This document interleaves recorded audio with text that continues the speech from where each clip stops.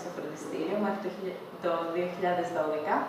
Ήμουνα μαθήτρια στο πρώτο γενικό λύκειο Γέρακα και ακολούθησα τη θεωρητική κατεύθυνση. Τα μαθήματα κυρίως μετά έκανε η κυρία Αναστασία Κοντοσταθάκου, με την οποία κιόλας έχω ακόμα άψογες σχέσεις. Ήταν πάρα πολύ καλή, επικεντρωνόταν τόσο σε μένα όσο και στους υπόλοιπους συμμαθητές μου, ανάλογα με τα προβλήματα που είχε ο καθένας.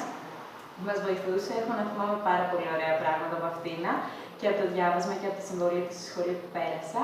Χάρη στο φροντιστήριο πέρασα πρώτη στο τμήμα κοινωνιολογία στο Πάντιο, με υψηλό βαθμό.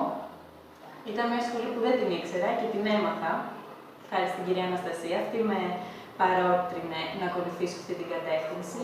Η κοινωνιολογία είναι ένα τμήμα που σου μαθαίνει πάρα πολλά και πολύ λίγα παιδιά τη γνωρίζουν και θέλουν να την ακολουθήσουν. Το φροντιστήριο είναι εξαίρετο.